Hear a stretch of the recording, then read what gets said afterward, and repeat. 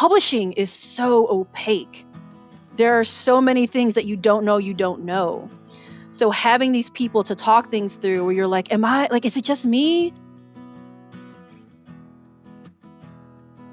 Welcome to Queries, Qualms, and Quirks, the weekly podcast that asks published authors to share their successful query letter and discuss their journey from first spark to day of publication.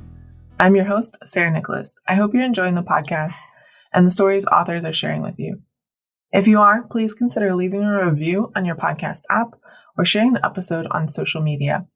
If you're interested in supporting the show with a couple bucks a month, go to patreon.com/pubtalklive. Today, we're going to be talking to cozy mystery author Mia P. Manansala. Mia is a writer and certified book coach from Chicago who loves books, baking, and badass women. She uses humor and murder to explore aspects of the Filipino diaspora, queerness, and her millennial love for pop culture. Her debut novel, Arsenic and Adobo, is out now, and I'm actually listening to it right now. So welcome to the show, Mia. Yeah, thanks for having me. And the audiobook is really good. It's really important to have a good audiobook narrator, and you have a good one, so I'm enjoying it. Yeah, I was super excited that we were able to find a fellow Filipino-American audiobook narrator who was also fluent in Tagalog. So having someone with that kind of background knowledge of the culture and also enthusiasm for the work was so important to me. Mm-hmm. You got your current agent after 2 weeks of querying. Yes. And then she sold your book at auction after 2 weeks of being out on submission. Mm-hmm. So if someone just listens to that kind of last part of your journey publication, it sounds super easy, but that's just the tip of the iceberg. So I'm excited to kind of dive into your story today. Yeah, it's one of those, people always say like overnight success, but they don't see like all the work that happened before it that led to that. So yeah, I'm happy to talk about it.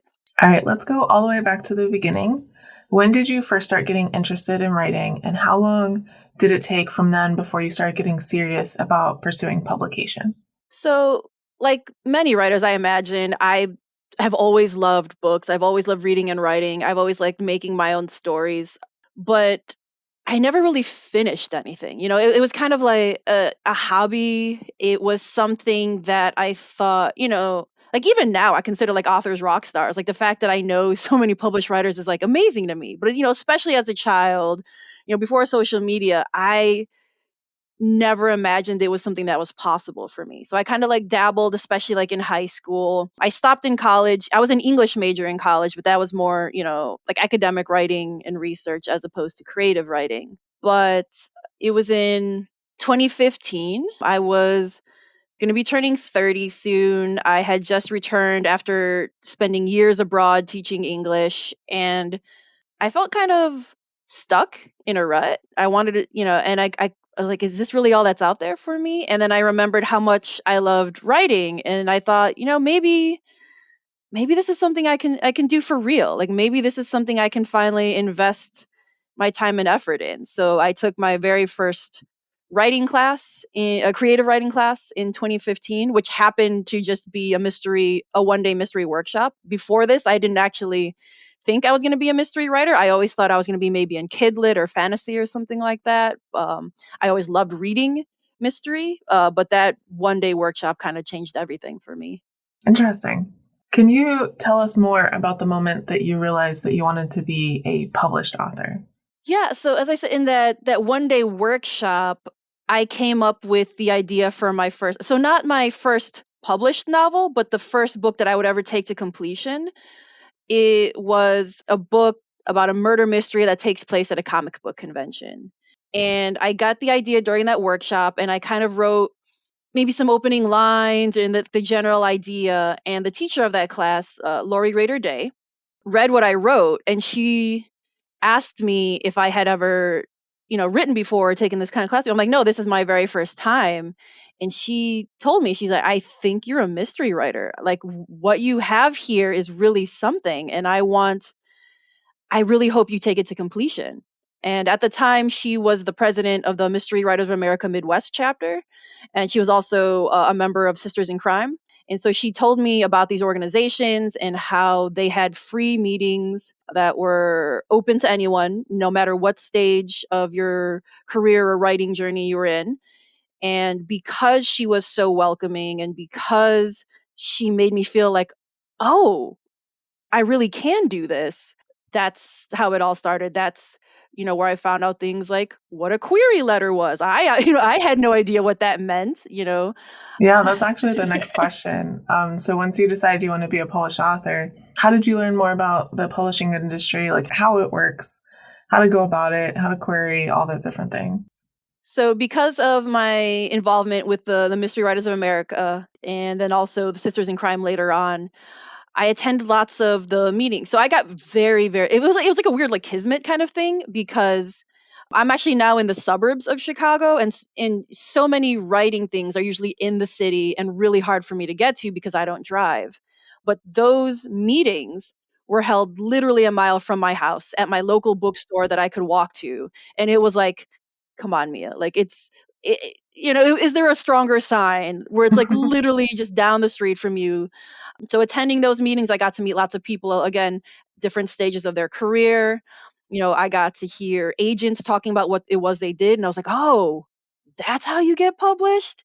I learned what query letters were, and I heard, what worked and what didn't. Through my involvement in those organizations, I also started entering contests for unpublished writers and I won a grant from the Malice Domestic grant. And while I went to that convention to accept that award, I met Kelly Garrett, who is a member of those organizations, but she's also heavily involved in pitch wars, which she told me about.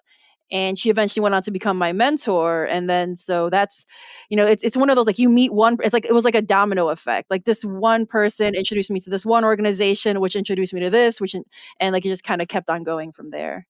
So your journey from there to a publication contract had some stops and starts along the way. hmm So what happened in between then and signing your first book contract? Yeah. So as I said, the book I started working on during that workshop is not the book that's out now. So that book, Death Comes to Comic Con, it got me that grant. It got me into pitch wars. It got me my mentor. It even got me my first agent, but it never sold. I was on submission for about a year and a half, which is quite some time, right? Definitely not an overnight success. And it got close several times. I made it to acquisitions a couple of times, only for the sales team to say, like, we can't sell this. We don't know how to market it. Mm. I actually did get interest from a particular publisher, only for them to shut down 3 days after they said they wanted to acquire my book. So, that was also a bump in the road. While all of this was going on, I was writing the next thing because that was one of the best pieces of advice that I got is that you have to keep busy. You need to start planning the next thing because writing is a marathon and you never really know what's going to sell and what's not. So, while all that was going on, I was writing the book that would become Arsenic and Adobo. And it took me a while to finish because, again, there was a lot of starts and stops, personal life issues, family health issues, some deaths in the family. But once I finally got it done and I sent it to my then agent, she didn't like it. She was very honest with me because we were both at a certain crossroads in our career. She had some stuff going on as well as I did. And she was very honest with me. She told me, I love the book that I couldn't sell. This book I could easily sell because it's much more marketable, but I don't love it. Hmm. And you deserve somebody who does. So we amicably split up and I had to start querying again. But luckily, I think, because I had some friends who were able to do like referrals to me. And I think also, again, because it was just an easier, technically more marketable book, I did pretty well with the querying again. And so I signed with my agent, Jill Marshall of the Marshall Lyon Literary Agency within 2 weeks. She was technically a referral, but I don't feel bad about that because I know because I had been referred to her from with a different author client of hers for my first book. And she sent me a very kind and thorough rejection explaining why. So she gave me real feedback. So I'm like, okay, this is an agent who took the time and was kind enough in her busy schedule to tell me why it didn't work, but also that she appreciated my writing. So I kept her on my list. And this time when she did accept me, I'm just like, aha. I know this is like, it's not just because she's trying to be kind or because I know some of her clients. It's because she genuinely believes in my writing and this book. Nice. Yeah. And then she ended up selling Arsenic and Adobo pretty quickly. There was maybe a few weeks of me kind of cleaning it up because she did have some feedback for me to make it a little bit stronger, but it wasn't like big developmental things. It was just kind of like, well, can you explain, just a little bit more about this character here, or can you pull back here because it's going on a little too long, but nothing big. So just some quick cleanup, and then she sold it fairly quickly. Cool. What was that experience like? Because it went to auction, right? Yes. So when the first offer came in, I was with one of my writing groups. So I'm a part of a local group called Banyan Asian American Writers Collective. You'll hear me talk. I'm part of a lot of writing groups because this industry is tough, and you need community there to help support you, especially if you're part of a marginalized community. So I was with my Asian American writers group. At the library, and I received the first call, and I had to like hide in the bathroom to because we were at like a library to take the call. And, when I came back, they could see on my face something happened. And I was like, I can't say anything yet.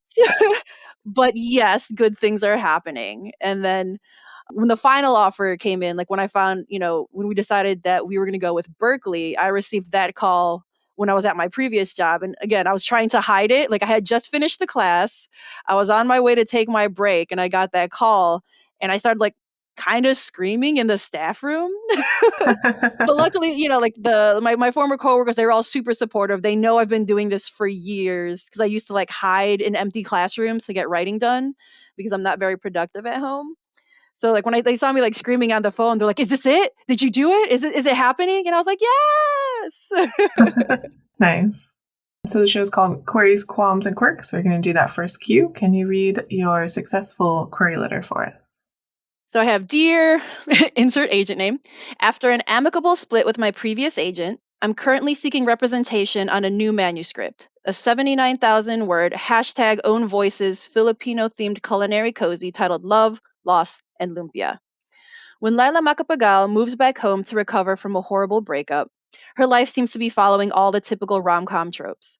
She's tasked with saving her Tita Rosie's failing restaurant and has to deal with a group of matchmaking aunties who shower her with love and judgment. But when a notoriously nasty blogger, who happens to be her ex-boyfriend, drops dead moments after a confrontation with Lila, her life quickly swerves from a Jennifer Cruzy romp to an Agatha Christie joint.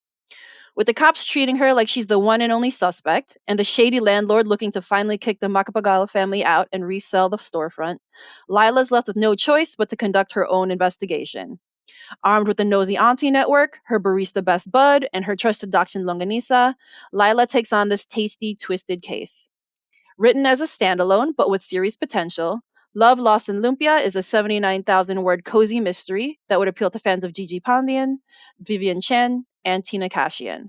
Mia P. Manansala won the 2018 Eleanor Taylor Bland Crime Fiction Writers of Color Award, as well as the 2018 MWA Midwest Hugh Holton Award with the opening chapters of this manuscript. She is also the recipient of the 2017 William F. Deek Malice Domestic Grant for Unpublished Writers and the 2016 Mystery Writers of America / Helen McCloy Scholarship. She is a member of the Mystery Writers of America, Sisters in Crime, Crime Writers of Color, Banyan Asian American Writers Collective, and the Chicago Writers Association. She's also a 2017 Pitch Wars alum and 2018-2019 mentor. Thank you so much for your time and consideration. I look forward to hearing from you soon. Awesome. That's a great query letter. I mean, the description of the book itself is great, but you have all these additional things that are like, I'm really serious about writing. I'm really serious about Mhm. publishing, which is really good. And you have those awards at the beginning, which are obviously, a great draw. All right. So how has your experience been since signing your contract? Especially were there kind of any surprises along the way?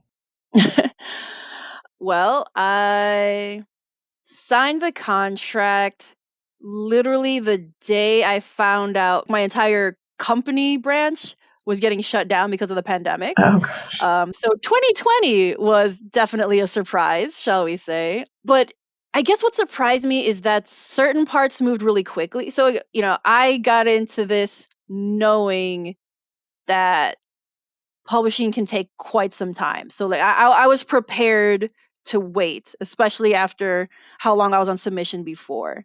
So the fact that it sold so quickly and the fact that the contract didn't take that long. So it was announced in February and I think I signed in April, which really isn't that long. I know people who had to wait 6 months, 7 months because they were just locked in contract negotiations and they couldn't say anything.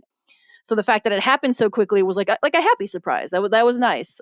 Obviously, trying to debut, in the middle of a panini was not great, but I also love that this gave me the opportunity to kind of connect with other debut authors who were going through the same thing. So like right now, so I'm part of a group that we call the Berkeleys, which is like the Berkeley Publishing like 2021, 2022 debut group.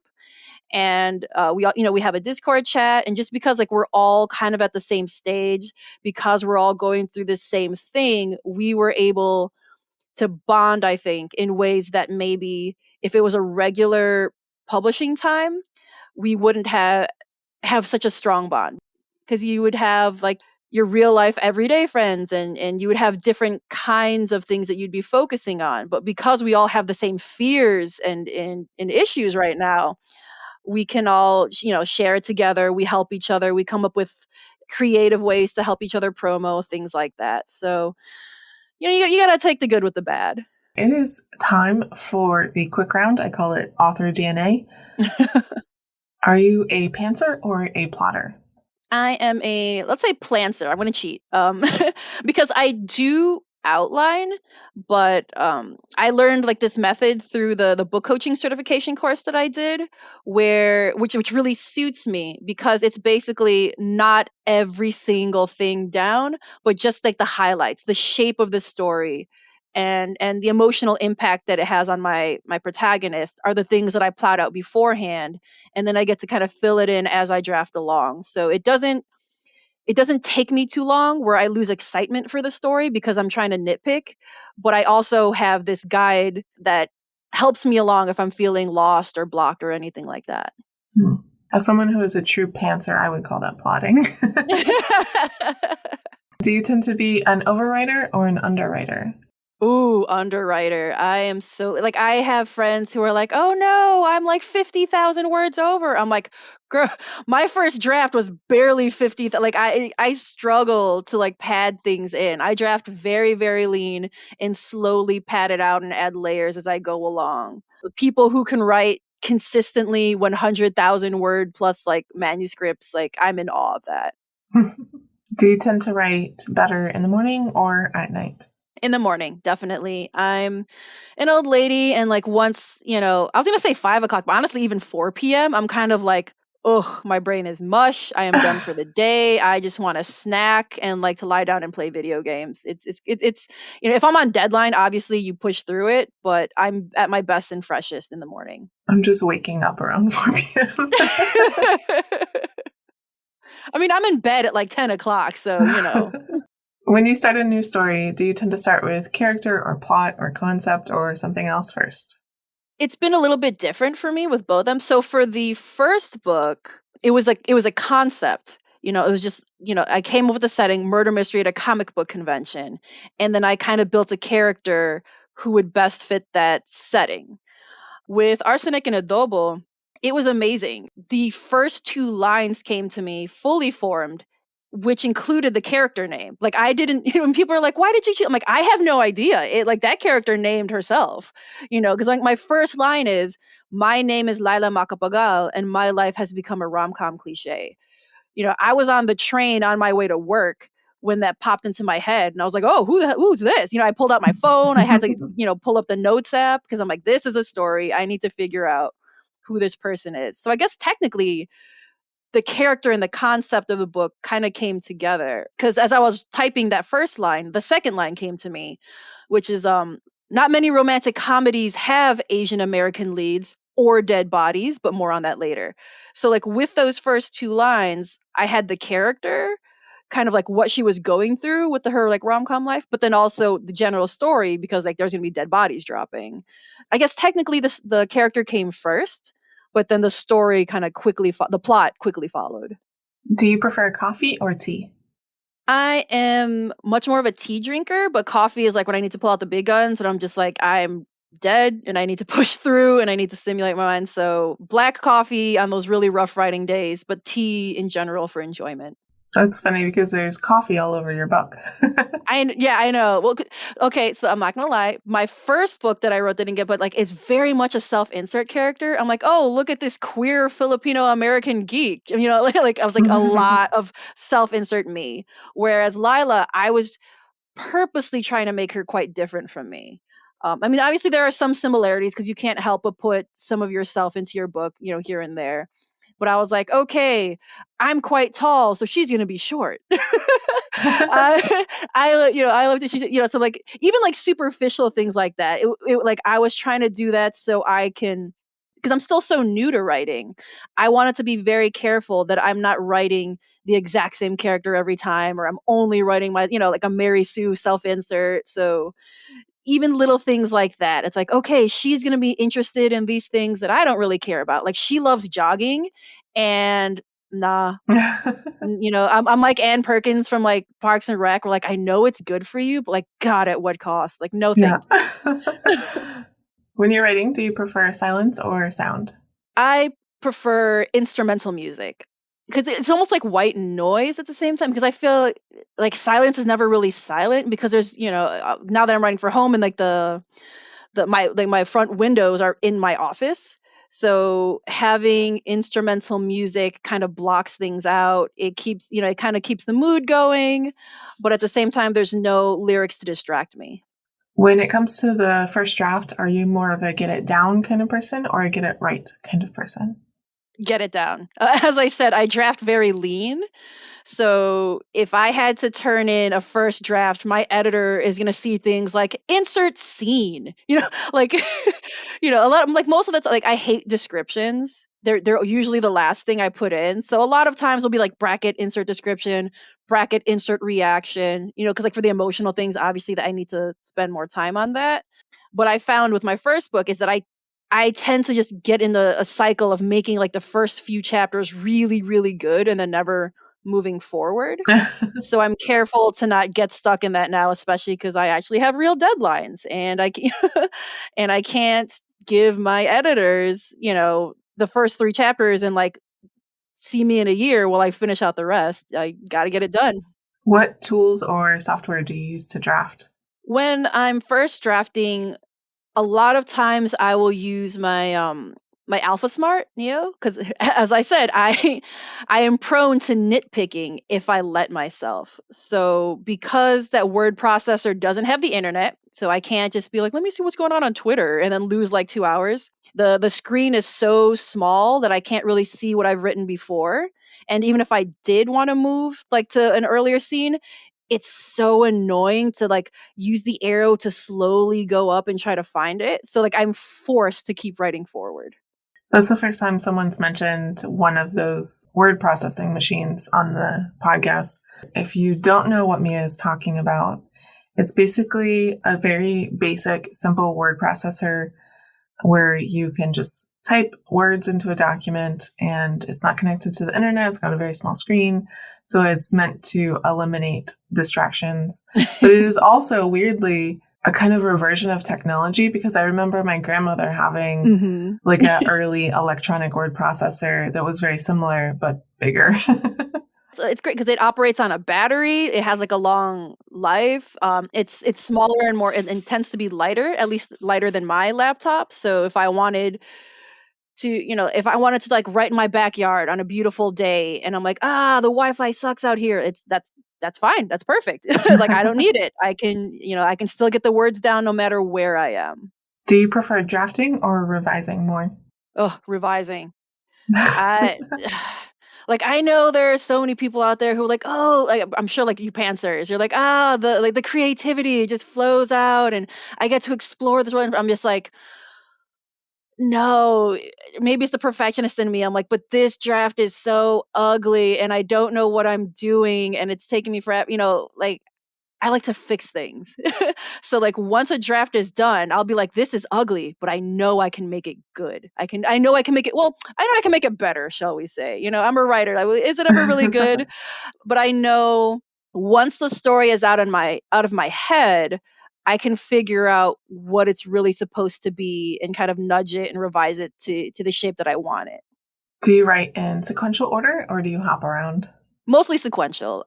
Like once in a while, especially when I have trouble moving forward, a lot of times I will skip ahead and write the ending or what I think the ending should be, just to be like, okay, this is what it's going to be. How do I get there? And then maybe I'll go one scene before it just to and then I'm like, oh, okay, so and then I'll go back to where I was and keep writing forward. It's like I know people like who love Scrivener because it allows them to just like write random scenes and put them here and there. But because I try to have a real cause and effect kind of sequence to my scenes, it's hard for me to imagine writing so many out of sequence because it's like, well, then how does this connect? Like, how does this one decision lead to this and to that? And, I can do it once in a while. Like, if it's a main pillar scene that I need to get out of my head, occasionally I can do it, but I really prefer sequential writing. Are you an extrovert or an introvert? I am an extroverted introvert. So like I actually had to take the Myers Briggs test at work before for like a team building exercise, and it kind of like it basically told me what I always suspected is that I am a professional extrovert but a personal introvert. Like in general, most of my hobbies are very like singular. Like I like to play single player video games. I love to read, I love to write, I love to bake. Those are not really group activities. But I was a teacher for like a decade. And not just like I was an English language instructor, which obviously, for English language learners, I had to be very demonstrative in some ways, especially with the lower levels that I worked with. And I found that I was pretty good at being able to turn it on, right? Because teaching is basically performance, right? You're standing in front of a room, this front of this crowd, and you're trying to teach and keep people entertained. So they stay. Like I taught adults for the most part, but even adults have wandering attention spans. I was able to turn it on in the classroom. I'm able to turn it on when I do presentations or when I'm in panels. But once I'm done, it's like a switch. Like my students know, like if they saw me leaving and I had my headphones on, that means don't talk to me, a teacher, because she is recharging and she needs like her space. That was the last of the quick round questions. And so back to Corey's Qualms and Quirks, we're going to talk about the second Q. What were some of the worries that you had on your journey, and were they realized, or did you overcome them, or how did they shake out? There's like the usual writer worries, like, why am I doing this if there's no guarantees? It's so hard. Does anyone really care what I have to say? Am I any good? You know? um, and then there's also, I think, the things like a lot of marginalized writers get, which is like, especially in the diaspora where, I'm Filipino American, but I was born and raised in Chicago. I grew up in a majority Latinx neighborhood. I didn't really have exposure to the Filipino community outside of my family. I don't speak the language. So there's a lot of, there's that super annoying question of like, am I enough? Am I Filipino enough? This is a podcast, but I'm doing air quotes. Sorry. Am I Filipino enough to be writing these characters? Am I Filipino enough to be writing this story? And also, sadly, I feel like because there is so little representation, that a lot of times we are harder on our own communities than anyone else. And it's again, in some ways I can understand that. Things are getting much better now, especially in kidlit. But for a long time, I could name the Filipino authors I know off the top of my head, maybe on two hands, right? At most. And seeing like these Filipino art, you're just like so excited and you pick up these books and you're putting all these weird hopes and expectations that are really unfair to the book and the author. But at the same time, because you don't have that, it's this weird bias. Like I want to see myself and my own experiences on TV, in movies, in books. And then when I pick it up and you're just like, oh, this wasn't, this isn't what I was expecting. You're unfairly harsh because, well, they didn't write the book to your expectations, right? They wrote their book to reflect their own experiences, and that's what I've done. And so I have this weird fear of people picking up my book and they're like, oh, like she's got these these stereotypes in there, or like this isn't the real experience, or she doesn't know what she's talking about, and that's weirdly hurtful coming from your own community. So, but at the same time, I say this again and again in every interview I do, and because I need to remind myself as well as other listeners, it's like I am just one person. I can only speak from my own experience. We are not a monolith. And the best way to do this is to read from a wide variety of voices, because I can only speak for myself. And I hope, if you connect with me and what I have to say, that's awesome. Thank you so much. But if not, it's not the book for you. And no book is for everyone. Those are my big fears. And the author's note at the beginning of Arsenic and Adobo addresses some of those issues. Mhm. Was that your decision? Was that the publisher who was kind of the driving force behind the author's note? It was my decision for the most part. So I had someone who did a blurb for me, who was also from a Filipino background, but she also mentioned that I should think about getting a sensitivity reader as well, just because, like, as I said before, like, I don't speak Tagalog, and there are these large gaps in my cultural knowledge because I only know what my family taught me. I only know my family's view of things, and I wanted to make sure I represented a well-rounded area, because again, I have a lot of like immigrant characters who are going to have a very different perspective than me. I have generational differences as well. So I hired a homeland Filipino sensitivity reader, like someone born and raised and currently living in the Philippines, so I could get their perspective. It was fascinating because, again, I was going through this with a very American lens. Having someone kind of lay out the way that, because I was born and raised here, I just accept certain things as the truth, or just this is how they are, and everyone should kind of understand how this is, and it's not true. And I wanted to make sure that my book was fair and reflective and inclusive.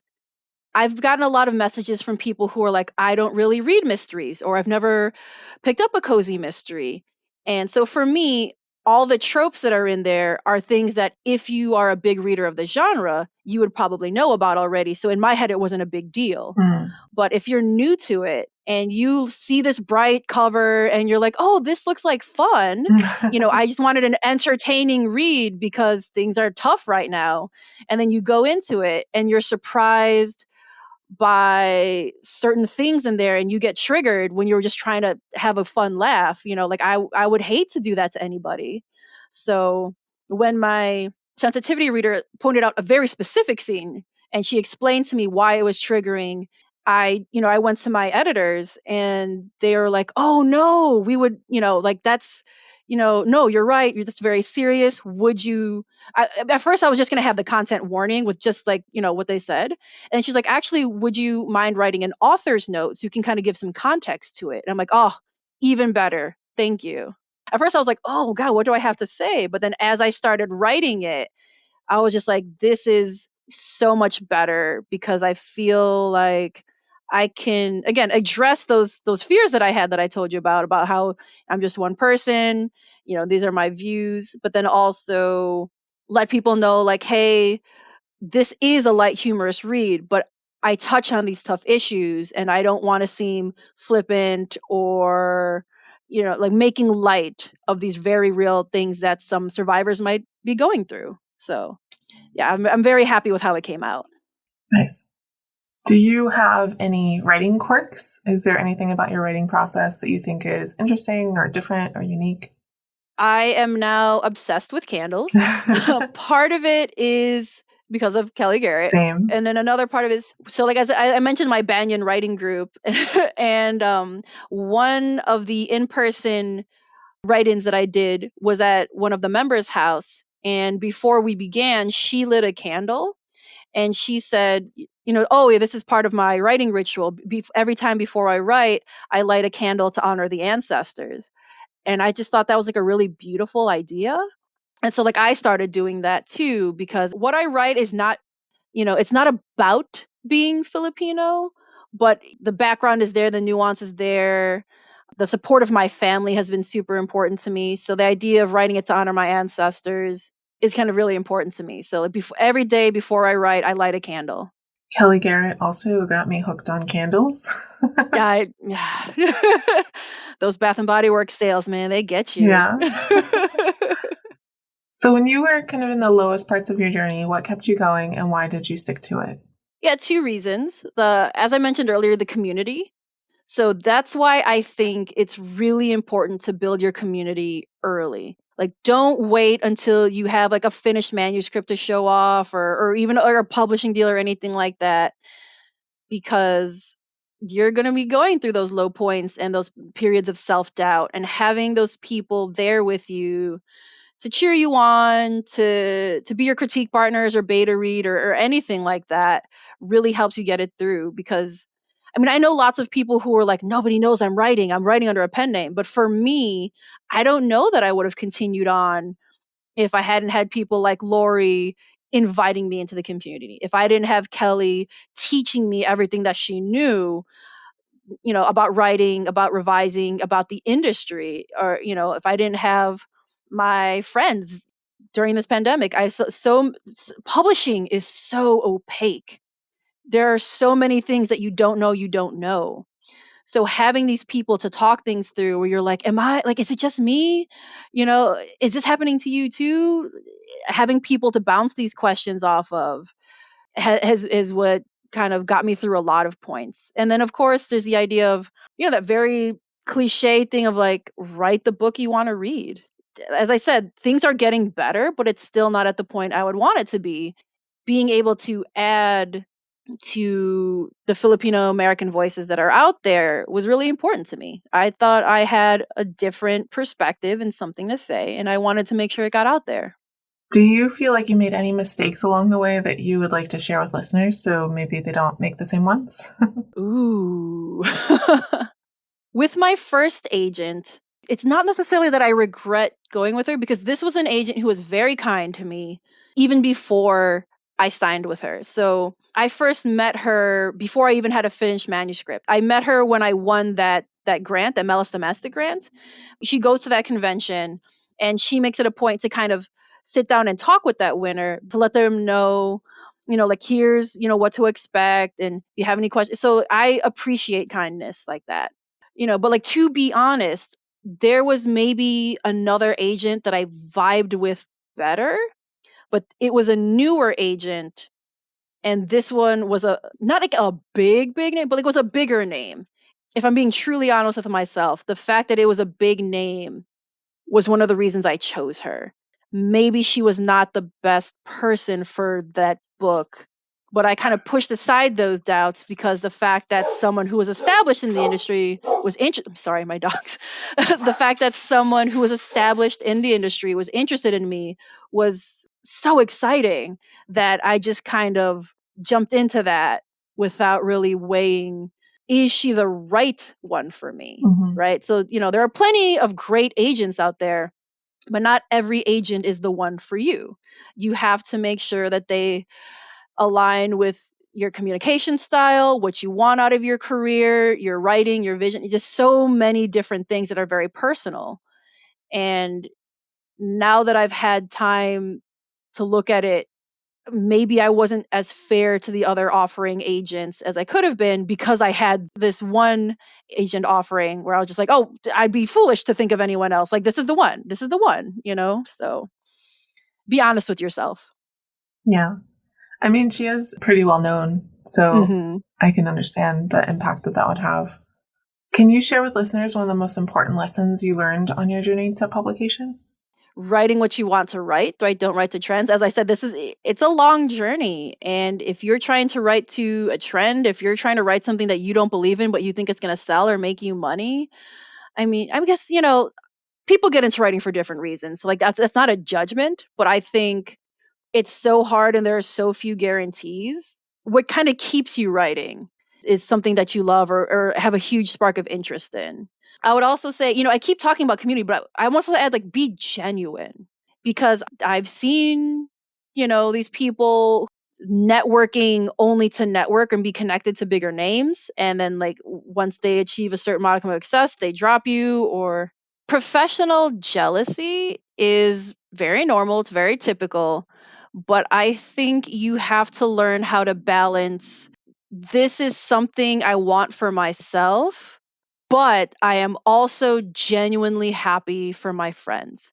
Because there are people who can't separate that. And I've seen people who are just very toxic because their jealousy and envy gets in their way, and they're always like, "Oh, why isn't it me? Why aren't I on that list? Why aren't I getting the rewards? Why aren't people talking about my book, or how did that person get an agent and I haven't?" But I've also seen the flip side where people are beating themselves up because they feel so guilty about being jealous of their friends. It's healthy to acknowledge both things, right? I want my friends to have all the success in the world because I genuinely care about them. But I also want these things for myself because I'm human and I also want to be successful and I also want people to care about my book and my writing. And that's also okay. Just don't confuse them for each other. There's, people want to make it like a zero sum game, and, like, oh, that those awful takes where like other writers are your competition. Like, no. My competition is myself. Like, can I write a better book than I did last time? Because even, the outside success and validation, it's sad, but it's not a meritocracy. And putting your self-worth and your value as a writer solely on these outside things, you're going to be miserable. Being able to kind of take a step back and look at these things objectively, but also allow yourself to feel your feelings is really important to kind of stay healthy in this industry. That's great advice. You have been doing this kind of all throughout the episode, but this is the portion I usually call the acknowledgement section of the podcast. This is not a business that most of us succeed in completely on our own. So, who are some of the people who helped you along the way and how? You mentioned Lori and Kelly and Sisters in Crime, and anyone else you want to mention? Yeah, of course. So, I've talked about pitch wars a little bit. There are some people who've helped me a lot along the way, especially they go by Robin St. Clair, has been a friend and good writer and critique partner since 2017, since the very beginning. She also gave me some extremely good advice when I was writing the book that became Arsenic and Adobo, which made me completely relook at things because you know what? Just because it's fiction doesn't mean you can get away without doing research, shall we say. So, thanks to them, they saved me a lot of time and a lot of embarrassment and made my book so much stronger. There are quite a few other people in Pitch Wars who've been kind of supporting me along the way. Another one's Marilyn Chin. I also had a lot of other earlier readers, so shout out to them. Thanks to them. My MWA Midwest critique group, I haven't been a big part of it lately because I've just been so overwhelmed and trying to do so much. But again, they were very instrumental in like the early success. They read my first book. They gave advice for what became Arsenic and Adobo. They kind of helped me realize the setting and make it deeper and more real. And I wouldn't have been able to write Shady Palms as well as I did without them. Banyan, also the Berkeleys. Our group really solidified after I had already turned in the acknowledgement, so I couldn't thank them in the book themselves. But huge shout out to them for for getting me through. Even in that, we're still supporting each other. We're still talking about all these different things. We're passing on each other's not. So like the beautiful thing is that some of them have been self-published, some published in YA, and but like those are completely different beasts. Some of them, their books came out in January or earlier in the year. So every step of the way, those who have come before have been passing down the knowledge to those of us who came later. Because we also have people who are not publishing until 2022. And so they get to benefit of watching us kind of stumble through it. A big shout out to them. My husband, who's been very, very patient, very supportive. My dogs. Sadly, we lost one of them over the weekend, but they have been just, again, huge comforts and supports. They usually, kind of sit at my feet and make sure I get my work done for the day. Don't let me leave till I'm finished. My family for being, especially like my mom and my dad, being surprisingly supportive, despite, most of the Asian stereotypes. They knew how much I wanted this and they were willing to cheer me on and be there for me the whole time. I could go on and on forever, but those are some of the big ones. Nice. All right, so you read your query letter for Arsenic and Adobo for us, so we already know quite a bit about it. I do recommend listeners check it out. I'm listening to the audiobook now, and it is delightful. But can you tell us a little bit about your work as a book coach in case people want to check that out? Sure. I went through the Author Accelerator book coach certification program. So, as I mentioned earlier in the episode, I got laid off pretty early in the pandemic, and I needed something that could help supplement my writing because, spoiler alert, especially for us debuts, writing is not quit your job money. You still need something a little bit more stable. And so, a potential Pitch Wars mentee who had applied to me and Kelly, but we didn't ultimately go with them. But they liked our feedback so much, they kind of contacted and see if we would coach them. And that's how I found out about book coaching, because I didn't know about it until they contacted me. And when I did research, I realized, like, oh, this is what I've been doing for years as a Pitch Wars mentor, but it's something that you can get paid for. I specialize in crime fiction, particularly from BIPOC perspectives. I can do other age categories, mostly adult. I can do other age categories. I can do other genres, but this is where you'll really get your bang for your buck. I only take on stories that I know I can help. There's an intake process. I ask you a lot of really detailed questions, which might be kind of annoying, but there's a reason for that. I want to make sure that we're a good fit. Just like not every agent is the right agent for you, not every book coach is the coach for you, right? We all have our own particular styles and knowledge and ways that we can help. And I also ask for like a writing sample because, again, I'm not just going to take you on to take your money. There are so many people that are out there willing to prey on writers and their desire to get published, and I would never want to be that person. So, I even do free consultations, and I've let some people know, like, yes, you're writing crime fiction, but this is not a story that I have a vision for, that I know I can help. So, and I'll recommend them to someone else. Yeah, that's what I do. That's all free. But once we decide to work together, then we can kind of talk about what that would look like. All right, Mia, thank you so much for coming on the show and taking the time out today. Yeah, thanks for having me. This is fun. Thank you so much for listening to this episode of Queries, Qualms, and Quirks. You can find the text of Mia's query in the show notes, along with links to find out more about her and her books. If you enjoyed the show, please leave a review on Apple Podcasts or Podchaser, tell your friends, or share this episode on social media. If you're interested in supporting the show, go to patreon.com/pubtalklive. And if you're a published author interested in being a guest on the show, please click on the home base link in the description or go to sarahnicolas.com and click on the podcast logo in the sidebar. That is Sarah with an H and Nicolas with no H. Thank you so much for listening, and we'll see you next time.